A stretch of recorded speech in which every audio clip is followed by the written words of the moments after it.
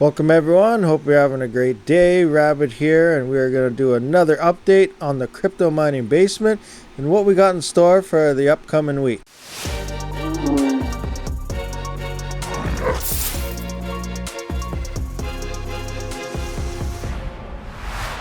So here we are in the mining basement. A little bit of a mess. We got stuff all over the place because it was a busy week with stuff coming in. We did that unboxing, but we did hit the 5,000 subscriber mark. We will be having a giveaway this Sunday in the live stream, and that will be from gpurisers.com. We'll be sponsoring this giveaway, and it will be available in US, Canada, and the UK. So be ready for that live stream on Sunday. So I still have one 4 gigabyte card sitting here.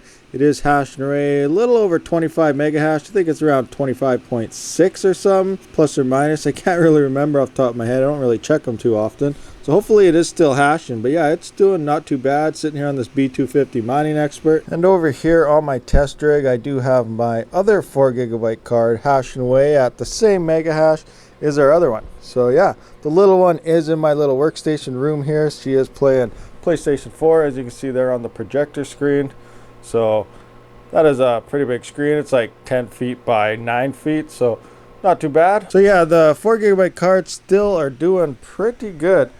Now this is our frame. I did order an XMR and miner, so we will probably be clearing out a spot for that and throwing it in here somewhere. And I might be throwing maybe one or both of those cards on it, depending if that motherboard can handle it. So that's something we'll look at in a minute. Here we did get that other RevTech motherboard that did come with an SSD drive. Now I still did not even plug this thing in, and I have no idea what's on that SSD drive yet. So should probably check that out. Maybe they put some files in there I'm supposed to look at and relay some info. There could be some hidden stuff on there, but I do not know yet because I have not even checked that out. That is our other one. So neither of these are in use yet. So yeah, I do have to see if there's a difference between these two or not, because I simply do not have no idea. Here is that XFX 580 8 gigabyte card that needed the fan replacements. Now I started filming this and I ran into a problem once I got it taken apart, and that is that the fans they sent, they both have one prong coming out, so it's missing one that actually needs two, like this. So I need to plug that fan into this, and then it'll split out and actually plug back in the PCB. So I cannot finish that yet, so that video is coming. I ordered that off Amazon, so I think I have actually 2 more fans coming that are just linked together into one, so I can use on here for the XFX cards. I'm sure most of you have seen a card taken apart, but if you haven't, this is the heatsink right here, the underneath. There's our thermal paste. You can see our pads and stuff for our memory. That one kind of ripped, but the rest of it is right there still on it. So I don't have any pads or anything, so I am just going to throw this back on there. Obviously I am going to clean that up there, clean it on top the actual processing unit on there, and then I'll apply new thermal paste. But as for pads, I'm just going to throw it back on, and I guess we'll see if it overheats or not. But for the most part, we are just showing you how to change the fans in this card, which, like I said, will be coming very soon. So yeah, this is a card that is taken apart. Here's the heatsink. I'll just flip it on both sides so you can see there. That is your heatsink. All your heat goes through the pipes and your fans blow onto here, and it helps keep everything cool, dissipate the heat and whatnot. So that's its whole purpose. Without this, this will get extremely hot and not work. So I can't wait to get these fans going and see how this card actually performs, because it does have a dual BIOS switch, and I actually want to try the single click, what is it even called? I want to flash it twice, once with doing your own memory straps, and another time using the one-click Polaris BIOS editor, or whatever that program is called, but the one where you just simply do the one click and see if one outperforms the other. So that looks like an interesting video that will come up as well. Yeah, so we did see we have this 12 GPU mining frame in from AAA Wave. Obviously I only have it half supported. I got 3 cards on the top, 3 on the bottom. This does support 12, which is 6 top, 6 bottom. These are all the cards I have at the moment for this, and I cannot find cards anywhere. So like, I got this frame here, I got this set and empty, I got this rack that I could fill up.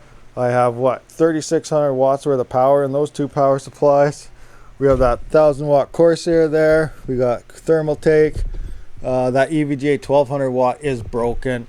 But yeah, there's that 750 watt power supply and 2 more thermal takes underneath. So we got plenty of power, plenty of places to put some cards. Just absolutely no cards anywhere to be found in Canada. Unless, of course, you do pay scalpers, and I'm absolutely not paying any scalpers anything. So, yeah. So back to what I was saying, if you did see this video right here, CPU mining profits, that last one I did 6 days ago, it says, we almost had our CPU paid off and everything, and XMR actually had a huge spike along with Ethereum and Bitcoin. Everything just went up. So I actually sold that, and we ordered ourselves a new processor, motherboard, and some RAM. Obviously, you just seen we had enough power supplies to power another rig, so don't have to worry about any of that. So when all that does come in, hopefully next week, I'm hoping it comes in, we'll probably be putting that over here somewhere, I'm hoping. And what I actually ordered is a 3900X Ryzen processor. We got